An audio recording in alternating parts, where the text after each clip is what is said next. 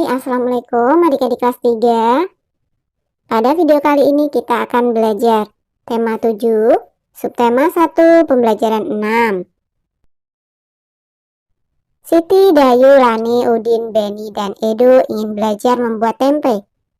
Di sekitar tempat tinggal mereka ada tempat pengolahan tempe. Sebelumnya mereka telah membaca beberapa informasi tentang pembuatan tempe. Bacalah teks bacaan berikut. Cara membuat tempe. Kedelai merupakan hasil perkebunan yang memiliki banyak manfaat. Tempe adalah salah satu hasil teknologi pangan dari kedelai. Cara membuatnya cukup mudah. Kacang kedelai digunakan untuk membuat tempe.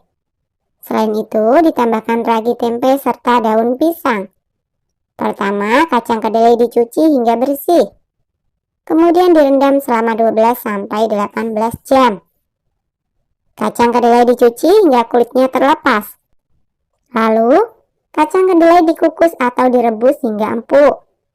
Kacang kedelai yang sudah empuk diangkat dan ditiriskan. Ragi tempe dapat ditaburkan jika suhunya telah berubah menjadi hangat. Kacang kedelai dapat dikonsumsi dalam bentuk yang baru, yaitu tempe, melalui teknologi pangan.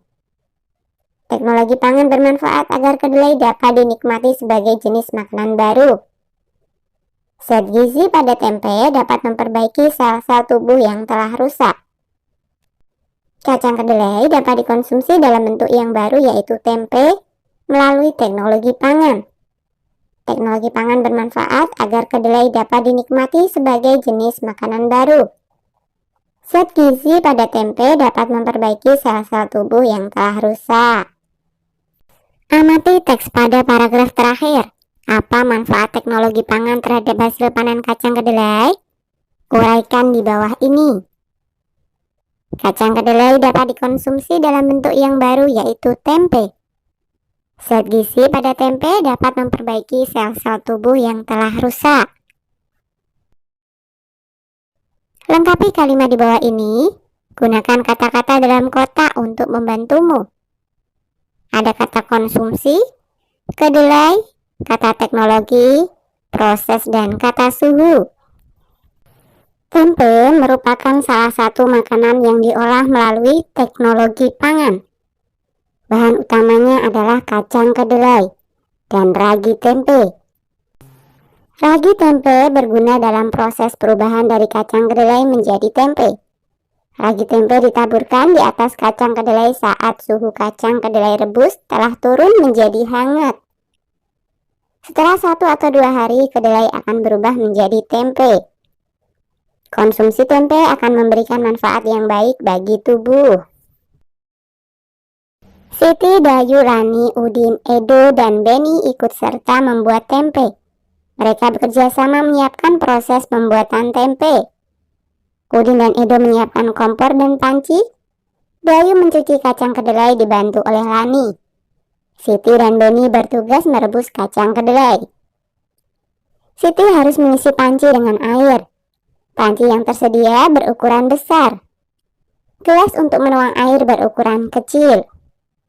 Siti menghitung banyaknya gelas berisi air agar panci terisi sampai penuh. Satu panci terisi penuh air setelah dituang 9 gelas satuan. Artinya volume satu buah panci setara dengan 9 gelas satuan. Jika air di gelas dituangkan ke dalam panci, lingkari volume air yang lebih banyak. Manakah yang lebih banyak? Iya, tentu saja yang kedua. Mari membaca teks bacaan berikut. Setelah membuat tempe, Siti dan teman-teman akan mengolah tempe yang sudah jadi. Mereka membayangkan menu masakan yang akan dibuat dari tempe. Siti ingin membuat tempe balado karena Siti suka pedas. Edo ingin membuat semur tempe karena Edo suka rasa manis.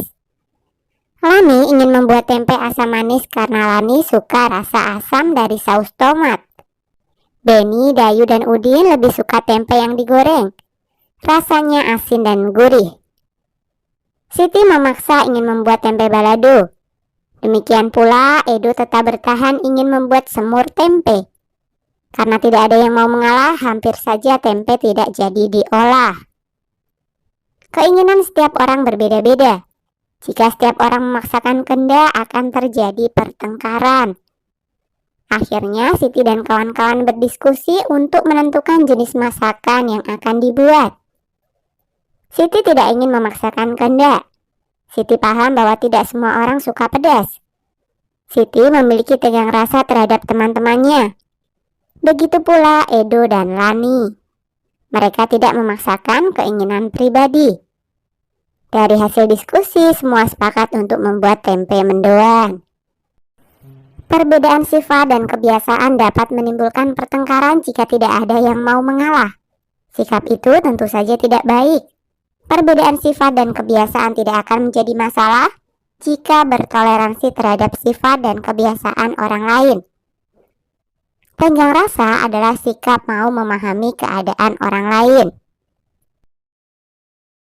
Diskusikan dengan temanmu mengenai hal baik dan tidak baik yang mungkin terjadi jika terdapat perbedaan sifat dan kebiasaan dari tiap orang. Hal yang baik dan hal buruk adanya perbedaan sifat dan kebiasaan tiap orang. Dengan adanya perbedaan sifat dan kebiasaan tiap orang memunculkan sikap tenggang rasa, memahami perasaan orang lain, saling melengkapi satu sama lain, menghargai perbedaan dan memperluas wawasan. Kemungkinan hal terburuknya adalah bisa berbeda pendapat, perang antar suku, memicu pertengkaran, memaksakan kehendak dan tidak mau bersatu. Nah, amati hasil diskusi mengenai berbagai akibat dari adanya perbedaan sifat dan kebiasaan pada setiap orang, yaitu muncul sikap tenggang rasa, berbeda pendapat, perang antar suku bangsa, memahami perasaan orang lain, saling melengkapi satu sama lain, memicu pertengkaran, menghargai perbedaan, memaksakan kehendak, memperkaya wawasan, dan tidak mau bersatu.